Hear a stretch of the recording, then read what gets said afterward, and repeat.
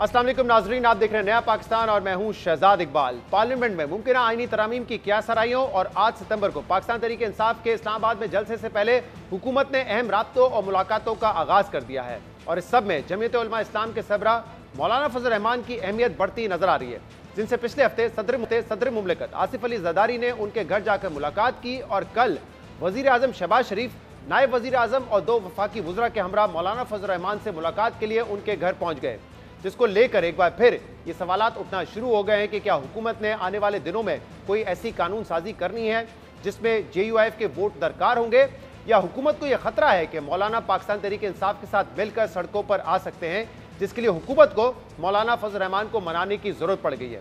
सदर मुमलिकत और वजीर आजम मौलाना फजल रहमान के घर पर हाजिरा लगा रहे हैं और मौलाना के गिले शिकवे दूर करने की यकीन दहानियां करवा रहे हैं। जबकि अहम बात यह है कि मौलाना फजल रहमान के नून लीग और पाकिस्तान पीपल्स पार्टी से गिले शिकवे 8 फरवरी के इलेक्शन के बाद से जारी हैं, मगर अब जब पाकिस्तान तहरीक इंसाफ और JUIF के दरमियान बाज़ मामलात पर इत्तेफाक राय का मामला सामने आ रहा है, तो हुकूमत को मौलाना को मनाने का ख्याल आ गया है। वज़ीर आज़म शहबाज शरीफ और मौलाना फजल रहमान के दरमियान कल मुलाकात बातचीत हुई, अंदरूनी कहानी क्या है, इस हवाले से जियो न्यूज़ की खबर के मुताबिक वफाकी हुकूमत ने मुल्क को दरपेश चैलेंजेस में मौलाना फजल रहमान से मदद और हिमायत तलब की है। मुलाकातों का मकसद मौलाना फजल रहमान की नाराजगी को दूर करना और उन्हें मनाना है। ज़राए के मुताबिक वज़ीर आज़म और सदर ने मौलाना फजल रहमान को यकीन दिलाया है कि उनके तहफ़्फ़ुज़ात दूर किए जाएंगे। वज़ीर आज़म ने कहा, मौलाना फजल रहमान एक जमहूरी सोच रखने वाले ज़ीरक सियासतदान हैं और उन्हें यकीन है कि मौलाना फजल रहमान इंतशारी टोले की सियासत को मुस्तरद करेंगे और हमेशा की तरह जमहूरी सियासी सोच के साथ आगे चलेंगे। वफाकी हुकूमत पूरी कोशिश करेगी कि मौलाना फजल रहमान के तहफ़्फ़ुज़ात को दूर किया जाए। अब अहम बात यह कि वज़ीर आज़म मौलाना से यह दरख्वास्त कर रहे हैं कि क्योंकि वो एक जमहूरी सोच रखने वाले सियासतदान हैं, इसलिए उम्मीद है कि वो हुकूमत का साथ देंगे। मगर दिलचस्प बात यह है कि 8 फरवरी के इलेक्शन के बाद से मौलाना फजल रहमान का नून लीग और पाकिस्तान पीपल्स पार्टी से यही शिकवा है कि ये दोनों जमातें जमहूरी पटरी से उतर चुकी हैं। मौलाना का गिला है कि ये दोनों जमातें एस्टैब्लिशमेंट से डील करके हुकूमत में आई हैं और मौलाना ये दावा कर चुके हैं कि हालिया इंतखाबात में असम्बलियाँ फरोख्त हुई थी। मौलाना फजल रहमान के हुकूमती जमातों से शिकवे आपने सुने और इन्हीं शिकवे शिकायत की वजह से पिछले कुछ दिनों में पाकिस्तान तहरीक इंसाफ और JUIF में कुर्बतें बढ़ने की खबरें भी सामने आती रही हैं। मौलाना फजल रहमान ये तो वाजे कर चुके हैं कि उनकी जमात अब किसी जमात से सियासी इत्तेहाद नहीं करेगी, मगर 2 हफ्ते पहले पाकिस्तान तहरीक इंसाफ वफ्द की भी मौलाना फजल रहमान से मुलाकात हुई थी, जिसमें यह तय पाया था कि दोनों जमातें ऐवान के अंदर मुश्तरका लाएअमल अपनाने के लिए राब्ते जारी रखेंगे। जबकि कुछ रोज पहले एक इंटरव्यू में पाकिस्तान तहरीक इंसाफ के सेक्रेटरी जनरल उमर अयूब खान ने दावा किया कि मौलाना फजल रहमान हुकूमत के साथ चलने को तैयार नहीं है, ना ही वो किसी आईनी तरमीम में हुकूमत का साथ देंगे। उन्होंने कहा कि JUIF और पाकिस्तान तहरीक इंसाफ सड़कों पर तो अलग अलग रहेंगी, मगर पार्लियामेंट में दोनों ने साथ चलने पर इत्तेफाक किया है। हम लोगों ने ये कहा है कि कौमी असम्बली में और सेनेट में हम लोग इत्तेफाक राय के साथ चलेंगे। हमारा कॉमन एजेंडा होगा कॉन्स्टिट्यूशनल अमेंडमेंट्स एक्सेट्रा में।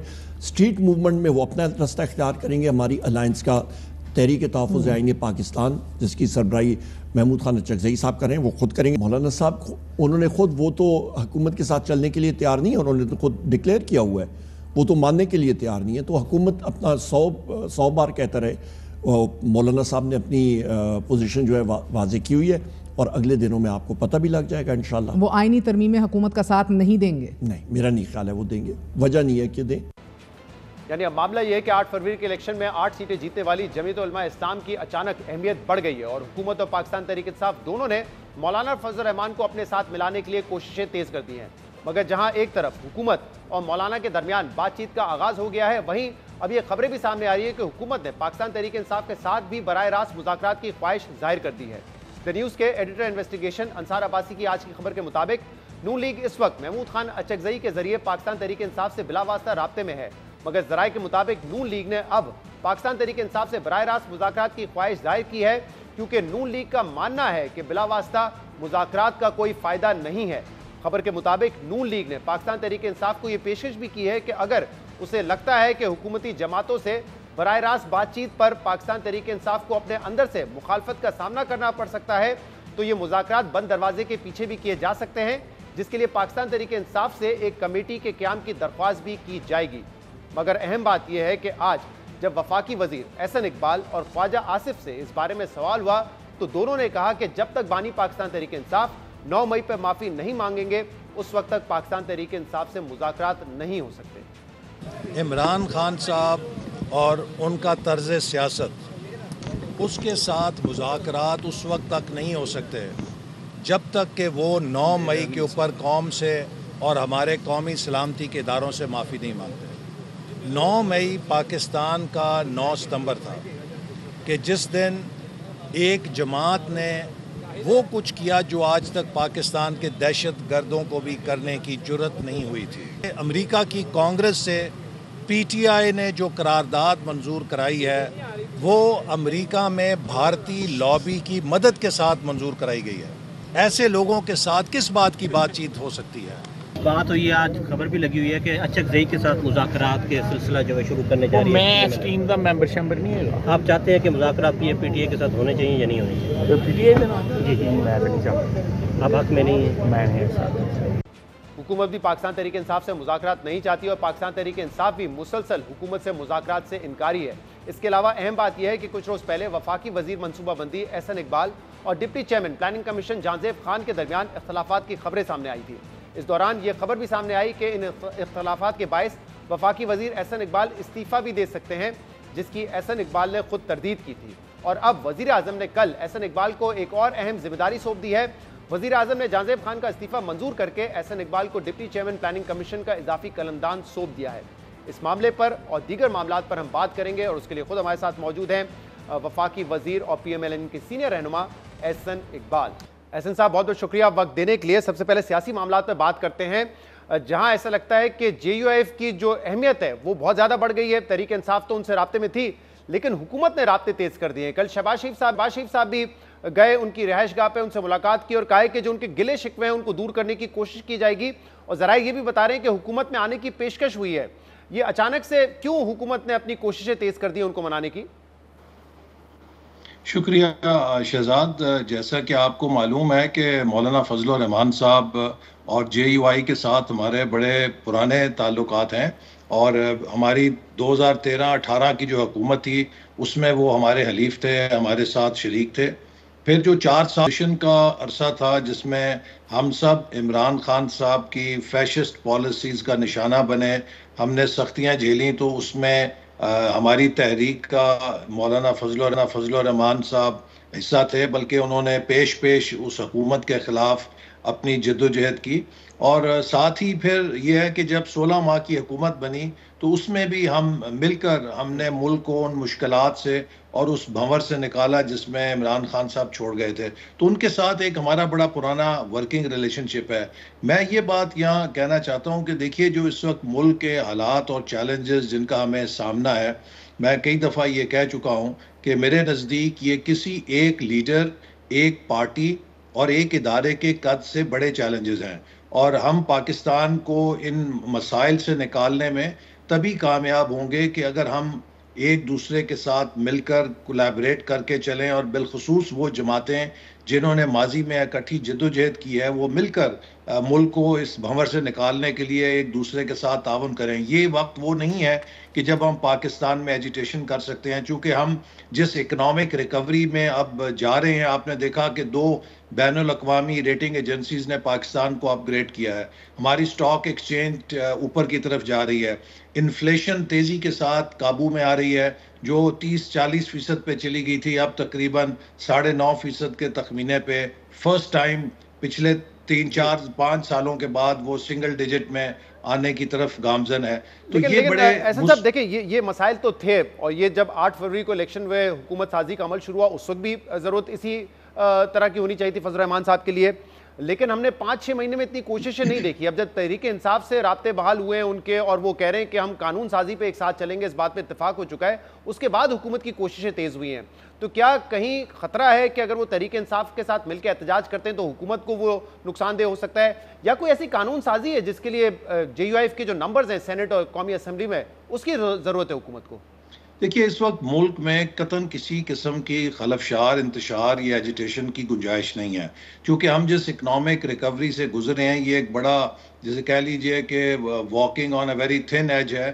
اس میں ہم اگر ملک کی سرمایہ کاری روکیں گے, کاروبار روکیں گے, ہمارے ٹارگٹ سلپ کریں گے, بین الاقوامی سرمایہ کار اگر پاکستان میں نہیں آئیں گے, تو اس کا بوجھ کس پہ پڑے گا؟ اس کا بوجھ عوام کے اوپر ہی پڑے گا, ملک کے اوپر پڑے گا. اور آج میں نے ایک پریس کانفرنس میں جماعت اسلامی کے امیر سے بھی کہا ہے کہ ہمیں آپ کا بڑا احترام ہے اور آپ کی جماعت کے بارے میں ہے کہ پڑھے لکھوں کی جماعت ہے, تو آپ کے پاس اگر کوئی پلان ہے وہ سامنے پیش کریں, ہم آپ کے ساتھ بیٹھنے کے لیے تیار ہیں. لیکن اس وقت دیکھیے ملک کو وسائل کی ضرورت ہے. سب نے, جن کے پاس, جس کسی کے پاس بھی فاضل آمدن ہے, سرپلس انکم ہے, اس کو ٹیکس دینا ہے, چاہے وہ تاجر ہو, چاہے وہ صنعت کار ہو, چاہے وہ زمیندار ہو, چاہے وہ کوئی بھی ہو. اگر ہم سب ٹیکس نہیں دیں گے اور اس پہ سیاست کریں گے اور لوگوں کے جذبات سے کھیل کر ہم تیل پھینکیں گے جو شعلے اس وقت ہیں لوگوں کی پریشانیوں کے, تو ہم ملک کے ساتھ کوئی سروس نہیں کر رہے ہیں. تو اس کا حل یہی ہے کہ بیٹھ کے حل کریں, اپنے متبادل تجاویز پیش کریں تاکہ ہم ان پہ غور کریں اور عمل کریں. تو فضل الرحمان صاحب کو باقاعدہ پیشکش کر دی کہ حکومت کا حصہ بنے؟ دیکھیے ہم نے, ہماری طرف سے تو ہمیشہ مولانا صاحب کے لیے یہ پیشکش بھی تھی کہ ہم چاہتے ہیں کہ جس طرح 16 ماہ کے دوران ہم نے مل کر تمام چیلنجز کا سامنا کیا ہے, اب بھی اگر وہ ہمارے ساتھ شریک ہوں گے تو ہماری طاقت میں اضافہ ہوگا. اور اس لیے ہم نے ہمیشہ ان سے تعاون مانگا ہے. اور الیکشن کے بعد یہ قدرتی بات ہے, فطری بات ہے کہ الیکشن ایک بڑا پولرائزنگ عمل ہوتا ہے, وہ ایک ڈیوائسو عمل ہوتا ہے. اس کے بعد تحفظات, شکایات پیدا ہونا ایک فطری بات ہے, اور اس کے بعد اب چونکہ معاملات جو ہیں آگے بڑھ رہے ہیں اور ہمیں ان تلخیوں سے نکل کر ملک کی خاطر ایک دوسرے کے ساتھ مل کر کام مسئلہ یہ کہ آپ لوگ کہہ رہے ہیں کہ ان کے شکوے دور کریں گے, اور فضل الرحمان صاحب کے جو بیانات ہیں, کیونکہ آپ ان کو تو کہتے ہیں کہ وہ ایک جمہوری سوچ رکھنے والے سیاستدان ہیں, لیکن اب وہ سمجھتے ہیں کہ آپ اور پیپلز پارٹی ان کی جمہوری سوچ نہیں ہے. ان کے جو بیانات آپ نے بھی سنے, وہ کہتے ہیں کہ حکومت جعلی ہے, جعلی مینڈیٹ ہے, دھاندلی زدہ الیکشن کے ذریعے آئے ہیں, اسمبلی خریدی گئی ہے, جمہوریت کا ان لوگوں نے جنازہ نکال دیا, اور اب صاف و شفاف الیکشن ہونے چاہیے جس میں ایجنسیز کا, اسٹیبلشمنٹ کا کوئی عمل دخل نہ ہو. اب یہ ان کی سوچ ہے آپ کے بارے میں. اب مسئلہ یہ ہے, اگر آپ ان کو اس سوچ کے بعد بھی منانے جائیں گے تو ایسا نہ ہو کہ جو آپ کے ساتھ کھڑے ہیں وہی روٹھ جائیں آپ سے پھر. دیکھیے ایسی بات نہیں ہے, میرے خیال ہے کہ ان کے جو تحفظات ہیں وہ ان کو برقرار رکھتے ہوئے بھی, آپ کو معلوم ہے کہ 2018 کے جو الیکشن ہیں اس میں کتنے شدید تحفظات ان کو بھی تھے اور ہم سب کو تھے, لیکن ہم نے جمہوریت کی خاطر اور ملک کی خاطر اس عمل کے اندر شریک ہو کے نظام کو آگے بڑھایا, ہم نے اس کو سیبوٹاج نہیں کیا. تو اس وقت بھی آپ, میں تو, مولانا صاحب تو ہمارے ساتھی ہیں, لیکن آپ دیکھیے پی ٹی آئی نے بھی عملاً اس نظام کو تسلیم کر لیا ہے. انہوں نے اسمبلیوں کے اندر حلف لے لیے ہیں, ان کے ممبران ٹی اے ڈی اے وصول کر رہے ہیں, وہ کمیٹیوں کے اندر موجود ہیں. اسی طرح انہوں نے وزیر اعلیٰ, وزیر اعظم, صدر, اسپیکر, ڈپٹی اسپیکر ہر الیکشن میں حصہ لیا. تو وہ عملاً تو پورا اس نظام کو اور الیکشن کے نتائج کو تسلیم کر چکے ہیں. لہٰذا اب اس وقت سڑکوں کے اوپر کسی قسم کی انتشار کی سیاست کرنا, ایجیٹیشن کرنا, یہ ملک کے حق میں نہیں ہے. آپ ٹھیک کریں, 2018 میں فضل الرحمان صاحب نے تو یہ تک کہا تھا کہ ہم پارلیمنٹ میں نہیں جائیں گے, لیکن پارلیمنٹ میں وہ گئے, لیکن جس کو وہ بینیفیشری سمجھتے تھے پی ٹی آئی کو اس الیکشن کا, ان کے ساتھ وہ نہیں بیٹھے. اب وہ آپ کو بینیفیشری سمجھتے ہیں اس الیکشن کا, تو آپ کے ساتھ حکومت میں کیسے بیٹھ جائیں گے وہ؟ دیکھیے ان کے لیے لازم نہیں ہے کہ تعاون کے لیے وہ حکومت کے اندر ہی شامل ہوں. ہم تو, جیسے میں نے کہا, کہ بڑی خوشی ہوگی اور ہماری ترجیح یہی ہوگی کہ وہ ہمارے ساتھ شریک ہوں, ہم مل کر ملک کے مسائل کو حل کریں. اگر وہ نہیں بھی کرتے اور اگر بالفرض وہ اپوزیشن میں بھی رہنا چاہتے ہیں, تو جو اہم قومی معاملات ہیں اس میں تو ہم سب مل کر ایک دوسرے کے ساتھ تعاون کر سکتے ہیں. جیسے کہ ماضی میں جب ہماری حکومت تھی, چاہے وہ دہشت گردی کا معاملہ تھا, چاہے وہ سی پیک کا معاملہ تھا, ہم نے اس وقت کی اپوزیشن کو آن بورڈ لیا اور کنسنسس کے ساتھ بہت سارے فیصلے کیے. تو جہاں پر بھی ملک کے مفادات کا معاملہ ہے, ملک کو آگے لے جانے کی بات ہے, اپوزیشن اور حکومت کا یہ مطلب نہیں ہے کہ آپ نے خدا واسطے کی دشمنی کرنی ہے.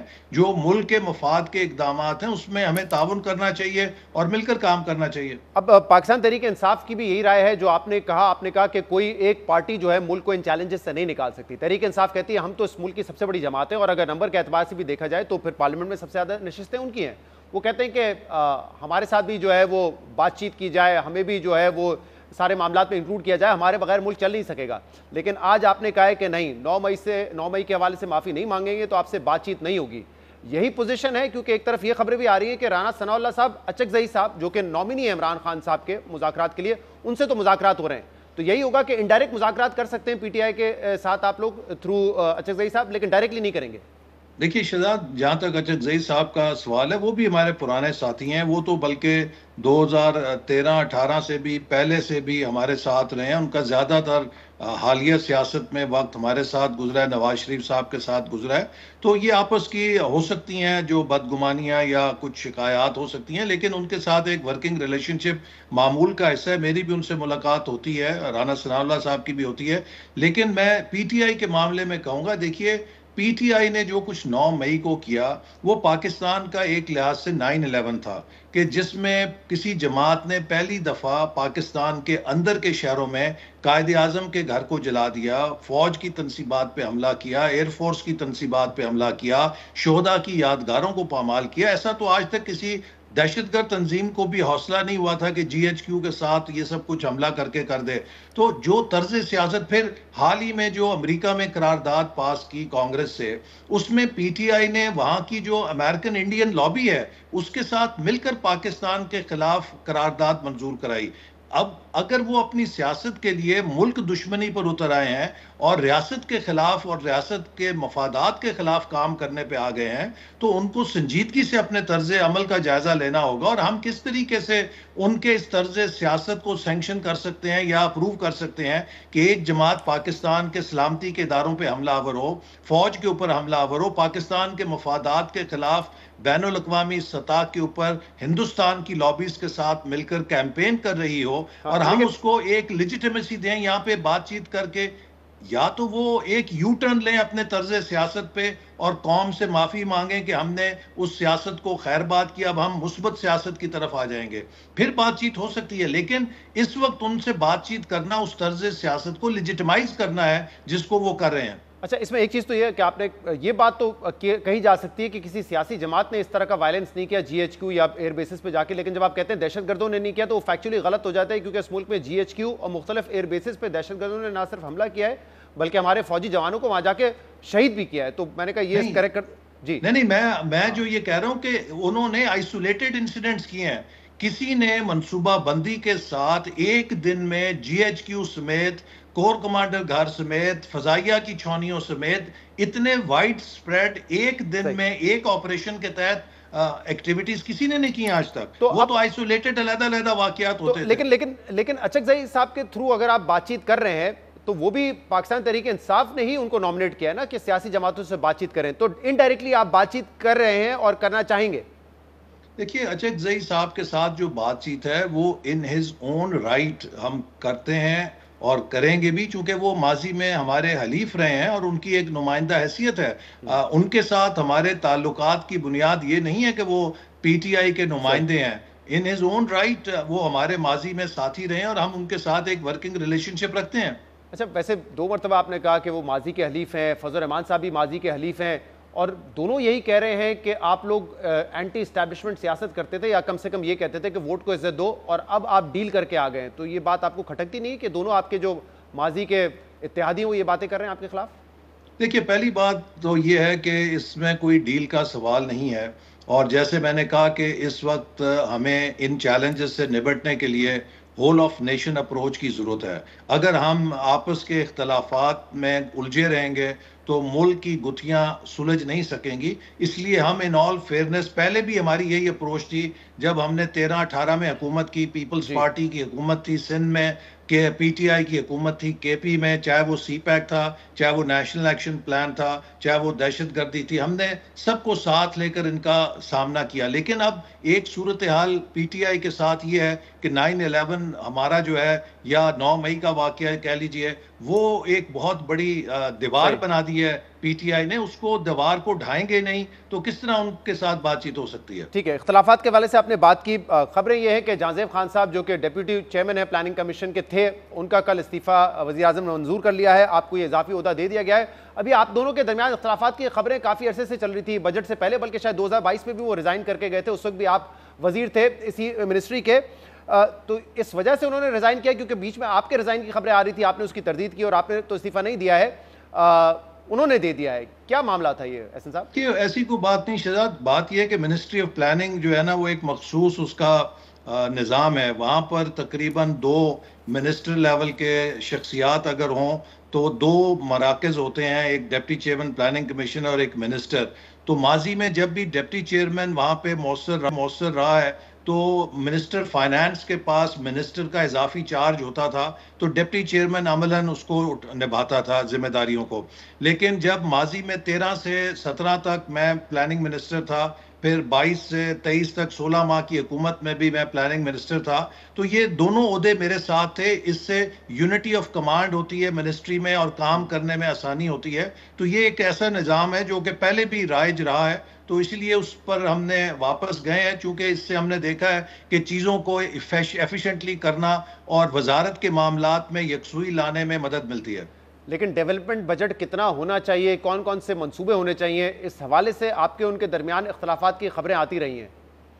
ایسی کوئی بات نہیں ہے، کوئی اختلافات کی بات نہیں ہے. جیسے میں نے کہا کہ یہ ایک صرف انتظامی معاملہ ہے تاکہ یکسوئی کی جائے، یونٹی آف کمانڈ کی جائے. اور ماضی کا تجربہ یہی ہے کہ جب یہ دونوں آفیسز اکٹھے تھے تو ہم منسٹری آف پلاننگ کے ذریعے 13 سے 17 اور 18 تک ہم نے 3200 ارب کی ڈیولپمنٹ کی، سی پیک کے منصوبے 25 ارب ڈالر کی انویسٹمنٹ لے کر آئے اور بڑے ایفیشنٹلی منسٹری نے کام کیا. اور اسی طرح جو 16 ماہ تھے ہمارے پی ڈی ایم گورنمنٹ کے، اس میں بھی یہ جو نظام ہے بہت کامیابی سے چلا. تو یہ شاید وزیر اعظم نے محسوس کیا ہوگا کہ ہم اسی پرانے نظام پہ جائیں تو چیزیں زیادہ کارآمد ہوں گی اور ایفیشنٹلی چلیں گی. اچھا، اب بطور پلاننگ منسٹر آپ کی خواہش ہمیشہ یہ ہے کہ ڈیولپمنٹ بجٹ زیادہ رکھا جائے، اس سے اوبیسلی ترقیاتی بجٹ زیادہ ہوگا، ملک میں ترقیاتی منصوبے لگیں گے. کہا جاتا ہے کہ آپ کے کہنے پہ ہی تقریباً 1500 ارب روپے کا بجٹ رکھا گیا تھا جب بجٹ اناؤنس کیا گیا، لیکن جب بجٹ پاس ہوا تو پہلے 250 ارب روپے کٹ کر کے اس کو 1400 ارب روپے سے کم کر دیا گیا، 1150 ارب رہ گیا. پھر کہا گیا کہ بجلی میں ہم نے کچھ مزید سبسڈی 50 ارب اور کم کریں. اب 1100 ارب رہ گیا ہے ترقیاتی بجٹ، اور آپ ہی کا اسٹیٹمنٹ ہے اسی مہینے کا جس میں آپ نے کہا ہے مزید 300-400 ارب روپے P S D P budget کم کیا ہو سکتا ہے. تو احسن صاحب بہت انریلسٹک نمبر رکھا تھا، بہت سارے لوگوں کا یہ کہنا تھا، اس وجہ سے ہی پھر کٹوتی کرنی پڑی ہے اس میں. دیکھیے نہیں، اس میں کٹوتی کی اصل وجہ یہ ہے کہ جب آئی ایم ایف کا اس وقت نیگوسیشنز چل رہی تھیں تو جو فائنل ان کے ساتھ نیگوسیشنز ہوئی ہیں، اب یہ ایک بڑا ٹریڈ آف ہے کہ آپ کیا ڈیولپمنٹ بجٹ کو بڑھائیں یا ریونیو ٹارگٹس کے لیے مزید ٹیکسیشن کریں، یا اخراجات گھٹائیں یا ریونیو اور پیدا کریں. تو یہ ایک ٹریڈ آف ہے. اگر ہم ڈیولپمنٹ بجٹ بڑھاتے ہیں، ایک تو آپ کو پتہ ہے کہ اس وقت ہماری صورت یہ ہے کہ جتنے حکومت کے محاصل ہیں وہ سارے کے سارے ڈیٹ سروسنگ میں کنزیوم ہو جاتے ہیں، تو ہمیں ڈیولپمنٹ بھی بورڈ منی کے اوپر کرنی پڑتی ہے. تو اس لیے اب اگر ہم اس کو بڑھائیں گے تو ہمیں اس کو ریونیو جنریٹ کرنا ہے تو مزید ٹیکسوں کا بوجھ لوگوں پر ڈالنا ہے. آلریڈی آئی ایم ایف کے ساتھ جو ارینجمنٹ ہے اس کے نتیجے میں کافی ایک بوجھ ہے لوگوں کے اوپر، تو اس لیے اس کو تھوڑا سا کاٹا گیا تاکہ اتنی ٹیکسیشن لوگوں کی بچائی جائے. تو سال کے آخر میں یہی ہوگا کہ جو ڈیولپمنٹ بجٹ 1500 روپے کا دکھایا گیا تھا وہ آخر میں 700 ارب کے آس پاس بچ جائے گا صرف؟ دیکھیے ہماری کوشش ہوگی جتنا اس کو ہم ڈیفینڈ کر سکیں کریں، چونکہ یہ ملک کے لیے گروتھ کے لیے بھی ضروری ہے. لیکن میں ساتھ میں پھر یہ بات دہراؤں گا کہ اس وقت ہمارا سب سے بڑا چیلنج یہ ہے کہ ہم آئی ایم ایف کے پروگرام کے ساتھ کامیابی سے اس پل سے گزر جائیں اور پاکستان کو مستحکم کریں اور ریونیو موبلائزیشن پہ زور دیں. اسی لیے ابھی وزیر اعظم عنقریب اپنا ایک قومی ایجنڈا پیش کرنے لگے ہیں جس میں ہم ایک 5 سالوں کا خاکہ دیں گے کہ کیا ہماری ترجیحات ہیں. اور اس وقت حکومت کی سب سے بڑی جو ڈیولپمنٹ اسٹریٹجی میں پرائرٹی ہے وہ یہ ہے کہ ہم کس طرح ایکسپورٹ لیڈ گروتھ کی طرف جا سکتے ہیں، چونکہ ہمارا ماضی کا یہی تجربہ رہا ہے کہ پاکستان نے جب بھی گروتھ کی ہے ہم اس کے لیے ایکسپورٹس نہیں لے سکے اور امپورٹس کے بوجھ تلے ہماری ہر گروتھ کریش ہوئی ہے. تو ہم ایک ہولسٹک صاحب ایک آخری سوال ریونیو موبلائزیشن کے حوالے سے آپ نے بات کی اور خبر یہ ہے کہ ہم تقریباً 110 ارب روپے شارٹ فال ہے ابھی جو 2 مہینے کا ہم نے ریونیو کلیکٹ کیا ہے، اور اگلے مہینے ہمیں جو ہے وہ تقریباً 1200 ارب روپے اکٹھا کرنا پڑیں گے جو ناممکن ہے. اور آلریڈی باتیں ہو رہی ہے کہ شاید 1800 ارب روپے کے آپ نئے ٹیکسز لگا چکے، لیکن ایک منی بجٹ بھی آ سکتا ہے آئی ایم ایف پروگرام کے لیے. دیکھیے اس وقت حکومت یہ کوشش کر رہی ہے کہ اپنے اخراجات میں بھی ہر ممکن کٹوتی کرے، اور ہم نے فیصلے کیے ہیں. پرائم منسٹر نے کچھ محکموں کو جو فالتو تھے بند کر رہے ہیں، رائٹ سائزنگ کی کام کر رہی ہے کمیٹی، وہ جہاں پہ ڈپلیکیشن ہے اس کو ختم کر رہی ہے. تو ایک طرف ہم اپنے اخراجات میں کمی لانے کے لیے اور غیر ضروری اخراجات حکومت سے ختم کرنے کے لیے کوشش کریں. وہیں ہماری یہ کوشش ہے کہ ہم ٹیکس ریونیو کو بھی بڑھائیں. اور میں آپ کے پروگرام کے ذریعے یہ اپیل کروں گا تمام قیادت کے ساتھ ملک کی کہ اس وقت پاکستان کو مستحکم کرنے کے لیے IMF اور بیرونی انحصار سے نکالنے کے لیے ریونیوز کی ضرورت ہے. اور ہر وہ شخص جس کے پاس فاضل آمدن ہے، چاہے وہ تاجر ہے، چاہے وہ بزنس مین ہے، چاہے وہ فارمر زمیندار ہے، اس کو اپنے حصے کا ٹیکس ادا کرنا چاہیے. بہت بہت شکریہ، بہت بہت شکریہ. حسن اقبال صاحب ہمارے ساتھ موجود تھے. شامل کرتے ہیں اس کے بعد JUIF کا موقف بھی اس پہ لیں گے. Stay with us. Welcome back. سیاسی منظر نامے پہ JUIF کی اہمیت اچانک سے زیادہ بڑھ گئی ہے. ایک طرف پاکستان تحریک انصاف ان سے رابطے کر کے ان کو اپنے ساتھ ملانے کی کوشش کر رہی ہے، تو دوسری طرف اب حکومت نے بھی رابطے تیز کر دیے ہیں. پچھلے ہفتے صدر مملکت آصف علی زرداری نے مولانا فضل الرحمان صاحب کی رہائش گاہ پہ ان سے ملاقات کی، اور کل وزیر اعظم شہباز شریف نے ان کی رہائش گاہ پہ ان سے ملاقات کی. کیا بات چیت ہوئی ہے، اندرونی کہانی کیا ہے، اور حکومت کیوں اپنے رابطے تیز کر رہی ہے، اس پر ہم بات کریں گے، جس کے لیے ہمیں جوائن کیا ہے JUIF کے سینئر رہنما مولانا عبدالغفور حیدری نے. عبدالغفور حیدری صاحب، بہت بہت شکریہ، آپ نے ہمیں جوائن کیا. تحریک انصاف سے تو رابطے تھے JUIF کے، اور جو وفود ہیں ان کی ملاقات بھی ہوتی رہی ہے، لیکن اچانک سے حکومت نے رابطے تیز کر دیے ہیں. پہلے صدر مملکت آئے مولانا صاحب کے گھر پر، اب شہباز شریف صاحب بھی آئے ہیں. رابطوں کی وجہ کیا نظر آ رہی ہے؟ کیوں اچانک سے حکومت کو یہ محسوس ہوا ہے کہ جو شکوے شکایات ہیں فضل الرحمان صاحب کے، ان کو دور کرنا چاہیے؟ دیکھیے، مولانا فضل الرحمان صاحب سیاسی سرچشمہ ہے، اور جہاں میٹھا چشمہ ہوتا ہے وہاں لوگ بھی آتے ہیں. مولانا صاحب چونکہ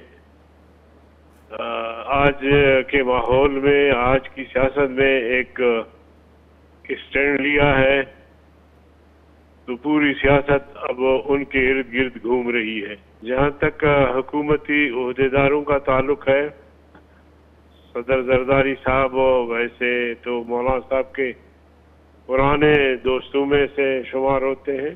ان کی خواہش تھی کہ میں مولانا صاحب سے ملتا ہوں اور کھانے کی دعوت بھی دیتا ہوں، تو وہ تشریف لائے اور ہم نے بھی بڑا اکرام اور احترام کیا.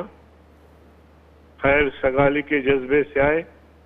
کل شہباز شریف صاحب جو اس وقت وزیر اعظم ہیں تشریف لائے تھے، تو ان سے بھی یہ بات چیت رہی. البتہ کسی نہ کسی طریقے سے یہ بات پتہ چلا کہ ان کی خواہش ہے کہ جمعیت علماء اسلام حکومت کا حصہ بنے، مگر اس بات کا اظہار میرے سامنے نہیں ہوا. بس یہ اتنا سا ہوا کہ مولانا صاحب موجودہ جو حالات ہے، ان حالات کے پیش نظر ہم سب کو مل کے چلنا چاہیے. اب بنیادی بات یہ ہے کہ یہ ساری قیادتیں مولانا صاحب کے پاس چل کر آتے ہیں، لگتا ہے کہ ان کے پاس ملک کے مسائل کا حل نہیں ہے. مولانا صاحب اس بات کی ذرا وضاحت کر دے گا. آپ کہہ رہے ہیں کہ یہ آپ لوگوں کو پتہ چلا ہے کہ حکومت کا حصہ بنانا چاہتے ہیں جمعیت علماء اسلام کو، لیکن باقاعدہ آپ کے سامنے کوئی ایسی انہوں نے ریکویسٹ نہیں کی، یہ پیشکش آپ کے سامنے نہیں رکھی گئی؟ دیکھیں، مولانا صاحب سے ان کی علیحدگی میں ملاقات ہوئی. ایک بیٹھک میں ہم سب تھے، اور اس کے بعد پھر کوئی 10-20 منٹ کے لیے وہ الگ بھی ملے. تو وہاں اگر انہوں نے اظہار کیا ہو تو مجھے اس کا علم نہیں ہے، لیکن جہاں ہم تھے اس موقع پر انہوں نے یہی فرمایا کہ مولانا صاحب، ملک کے جو مسائل ہیں یہ ہم ایک دوسرے کا ہاتھ بٹھائیں، اور ان مسائل کو حل کرنے کے لیے ہمیں تعاون چاہیے آپ کا. صحیح. یہ باتیں تو اس حد تک ہوئی، لیکن باقاعدہ حکومت میں شمولیت، اس بات کا مجھے علم نہیں ہے. میڈیا میں یہ باتیں چل رہی ہیں. صحیح. تو مولانا صاحب، آپ نے کیا اخذ کیا اس ساری ملاقات سے؟ کیا کسی قسم کی قانون سازی ہے، اس میں مدد چاہتی ہے حکومت آپ لوگوں سے، یا ان کو یہ خطرہ ہے کہ آپ اگر تحریک انصاف کے ساتھ مل جائیں گے اور سڑکوں پر آ کے تحریک چلائیں گے تو اس سے حکومت کو مسئلہ ہوگا؟ کیا اخذ کیا آپ نے؟ کیا ان دونوں ایشوز میں سے کوئی ایک معاملہ لگتا ہے؟ دیکھیں، اب یہ تو کافی عرصے بعد پرائم منسٹر کی ملاقات تھی مولانا صاحب سے، ہم سے. تو ہم سمجھتے ہیں کہ جو اختلافات ہیں ہمارے اور حکومت کے، ان کو کم کرنے یا نرم کرنے کے لیے یہ ایک پہلا موقع تھا۔ اگر یہ سلسلہ جاری رہتا ہے اور مسائل زیر غور آتے ہیں تو پھر ان مسائل پر دیکھا جائے گا کہ ہم کس حد تک تعاون کر سکتے ہیں یا نہیں، لیکن فی الحال کوئی ایسی بات نہیں ہوئی۔ جی یہ بات رپورٹ بھی ہوئی، جہاں تک قانون سازی کی بات ہے، جی قانون سازی کے حوالے سے پی ٹی آئی اور ہمارے درمیان ایک بیٹھک ہوئی ہے، اس میں صرف ہم نے فوکس اسی بات کو کیا تھا جی کہ اگر قانون سازی کا مرحلہ آتا ہے تو پھر اس میں ہمیں ایک دوسرے کے ساتھ تعاون کرنا چاہیے۔ ہم نے بھی یہی کہا کہ ایسے قوانین جہاں ہمیں کوئی اعتراض اختلاف و تحفظات نہیں ہے تو وہاں ہم تعاون کرنے کے لیے تیار ہیں۔ جہاں ہم سمجھیں گے کہ یہاں ہمیں تحفظات ہیں تو آپ کے سامنے اس بات کی وضاحت بھی کریں گے، جب آپ کو قائل کریں، نہیں تو پھر آپ کا اپنا راستہ ہے، ہمارا اپنا راستہ ہے۔ صحیح ہے۔ تو لیکن آپ قانون سازی میں آپ اپوزیشن کے ساتھ ہوں گے، یعنی کہ تحریک انصاف کے ساتھ آپ کی انڈرسٹینڈنگ ہوگی، حکومت کا ساتھ نہیں دیں گے آپ ان میں؟ ظاہر ہے تعدم گفتگو ہم اپوزیشن میں ہے۔ جی صحیح ہے۔ اور یہ بتائیے گا کہ یہ خبر کل جیو کے ذرائع سے بھی سامنے آئی کہ شہباز شریف صاحب نے یقین دہانی کروائی ہے کہ جو آپ کے شکوے ہیں، جو آپ کے اختلافات ہیں، ان کو ہم دور کرنے کی پوری کوشش کریں گے۔ تو کون سے ایسے اختلافات ہیں آپ کو لگتا ہے جو حکومت اس وقت دور کرنا چاہتی ہے آپ کے؟ دیکھیں، بنیادی بات تو یہ تھی کہ پی ڈی ایم میں ہم اکٹھے تھے، پیپلز پارٹی بھی اور مسلم لیگ بھی، اور پھر الیکشن ہر ایک نے اپنے پلیٹ فارم سے لڑا، اور الیکشن سے جو ہمیں تحفظات پیدا ہوئے، یہ ہمارے دوست تھے دونوں جماعتیں، ہم نے مل کر تحریک چلائی تھی عمران خان کے خلاف، لیکن انہوں نے آپس میں مل کر حکومت سازی بھی کی اور ہمارے جو تحفظات تھے ان کو دور نہیں کیا، اور ہمارے تحفظات ان سے اس حد تک تھے کہ ہمارے دوست تھے، کم از کم اس موقع پر وہ اس طرح ہمیں نظر انداز نہ کرتے، ہماری شکایات تھی تو ہمارے ساتھ دیتے۔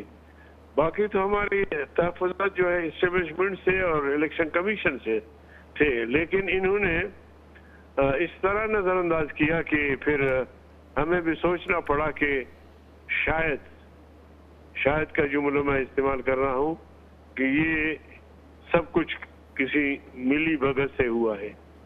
اچھا، آپ کہہ رہے ہیں کہ جو آپ کی جماعت کا اور مولانا فضل الرحمان صاحب کا اعتراض تھا وہ اس حوالے سے تھا کہ حکومت سازی میں آپ لوگوں کو نظر انداز کیا گیا؟ نہیں، میں کہنا یہ چاہتا تھا کہ جب ہمارے تحفظات سامنے آ گئے اور ہم نے ان سے کہا کہ اس موقع پر آپ حکومت قبول نہ کریں کیونکہ آپ کی ویسے بھی اکثریت نہیں ہے، آپ مل کے حکومت کریں گے، ایک دوسرے کو بلیک میل کریں گے، کہیں ایسے مشکلات بھی آ سکتی ہیں اور آپ کو قانون سازی کے لیے بھی وہ اکثریت حاصل نہیں ہے یا آئین میں ترمیم کے لیے، لیکن انہوں نے ہماری اس بات کو نظر انداز کیا، تو ہم اپنے موقف پہ، اپنے بیانیے پہ ڈٹے رہے اور اب تک ہم اسی بیانیے پر قائم ہیں۔ صحیح، اور میں یہ بیانیہ دہرا بھی دیتا ہوں۔ مولانا فضل الرحمان صاحب نے مختلف انٹرویوز میں یا اپنے تقاریر میں کیا کہا ہے، انہوں نے کہا ہے کہ جعلی حکمرانوں کو حکومت نہیں کرنے دیں گے، یہ اسمبلی خریدی گئی ہے، جمہوریت کا جنازہ نکال دیا گیا، ہم صاف و شفاف انتخابات کا مطالبہ کرتے ہیں اور وہ ایسے انتخابات ہوں جس میں ایجنسیز اور اسٹیبلشمنٹ ان انتخابات سے دور رہیں۔ تو یہ آپ لوگوں کے مطالبات رہے ہیں اب تک، اس پر قائم ہے آپ لوگ؟ بالکل ایسا ہی ہے، ہم تو چاہتے ہیں کہ موجودہ جو سیٹ اپ ہے وہ تحلیل ہو جائے اور ہم سب مل کے اس بات پر اتفاق کریں کہ جب تک صاف شفاف الیکشن نہیں ہوں گے، جب تک الیکشن میں بیرونی مداخلت کو نہیں روکا جائے گا، اس وقت تک قوم کے صحیح منتخب نمائندے نہیں آ سکتے، اور اگر صحیح منتخب نمائندے نہیں آئیں گے تو پھر حکومت بھی صحیح نہیں بنے گی، پھر استحکام نہیں آئے گا، لیکن مولانا صاحب یہ شکوے بربادی رہے گی، یہ شکوے، اس لیے ہم کہتے ہیں کہ اب 8-9 महीने या 10 महीने हो गए हुकूमत को, आप खुद देख रहे हैं किसी मसले में कोई पेशरफ नहीं, टैक्स पे टैक्स लगाए जा रहे हैं, महंगाई उरूज पर है, और इसी तरह बिजली और गैस के बिल ये हम सब के सामने है, उसमें इजाफा हो रहा है और रुपए की कदर में मुसलसल कमी हो रही है। सही। मौलाना साहब, जो आप बता रहे हैं, आपका जो मौक़िफ़ है, एक सही और मुंतखब हुकूमत नहीं आएगी सही, तो उस वक्त तक मुल्क के हालात बेहतर नहीं होंगे। मौलाना साहब, जो आप कह रहे हैं कि आपका मौक़िफ़ और आप उस पर डटे हुए हैं, तो ये अगर शिकवे दूर करने गई हुकूमत तो फिर उनको तो हुकूमत तहलील करनी पड़ेगी, तो कैसे फिर शहबाज शरीफ साहब कह रहे हैं कि वो आपके शिकवे शिकायत दूर करेंगे? देखिए, अंदर से तो वो भी, उनको भी एहसास है कि हमारी हुकूमत सही नहीं जा रही, हम हुकूमत के कंट्रोल में चीजें नहीं है, और बस ठीक है, मियां शहबाज शरीफ 2 मरतबा मुल्क के वजीर आजम बने, तारीख में लिखा जाएगा, लेकिन अगर वो इस मौके पर ये भी कदम उठाए कि असेंबली को तहलील करवाए नए इंतखाबात की, तो ये उससे ज्यादा बड़ी तारीख बनेगी। और आपने कहा कि ज़राए से आपने मीडिया पे ये खबरें चलते हुए सुनी हैं, आप खुद इसके विटनेस नहीं है कि उन्होंने मौलाना साहब को, आपकी जमात को हुकूमत में शामिल होने की पेशकश भी की है। अगर ऐसा मामला होता है तो फिर आपकी जमात की क्या पोजीशन, इस पे क्या हुकूमत का हिस्सा बन सकते हैं, या ये फैसला जो आप लोगों ने 8 फरवरी के बाद किया था कि चाहे कुछ भी हो जाए हुकूमत का हिस्सा नहीं बनना, इस हुकूमत का हिस्सा नहीं बनना है हमने? देखिए, मैंने 2 मिनट पहले आपसे अर्ज किया था कि अब तक जो सूरत हाल है वो यही है, और हमने यही, यकीनन मौलाना साहब ने भी यही कहा होगा कि हमने जो एक मौका दिया है उससे पीछे, तो इस तरह नहीं है ये या कोई ऐसी बात कि कल एक बात हमने किया, दूसरी बात कहे, फिर आने वाले कल फिर तीसरी बात कहे, तो ये मेरे ख्याल में मुनासिब नहीं है, और JUI के हवाले से कम मैं समझता हूँ कि ये मुनासिब नहीं होगा। और 2 मुलाकातें जो सदर मुमलिक के साथ हुई और फिर शहबाज शरीफ साहब के साथ हुई आपके घर पे, मौलाना फजल रहमान साहब के घर पे, उसमें एक चीज़ मुश्तरका थी कि दोनों में वजीर दाखिला मोहसिन नकवी साहब मौजूद थे, और मोहसिन नकवी के हवाले से तो ये कहा जाता है कि वो इस हुकूमत के नॉमिनी नहीं है, वो इस्टेब्लिशमेंट के नॉमिनी है। तो इससे आप लोगों ने क्या अखज़ किया कि ये मुलाकातों में क्या कहीं ना कहीं अमल दखल इस्टेब्लिशमेंट का भी है? देखिए, ये जो मुलाकातें हैं, मैं ये बात कहते हुए थोड़ा सा झिझक रहा हूँ कि इसके पीछे भी कोई इस्टेब्लिशमेंट की आशीर्वाद ना हो, लेकिन फिर भी जो बात आप फरमा रहे हैं कि मोहसिन नकवी साहब जो है वो असल भाई उनका बंदा है, तो ये कोई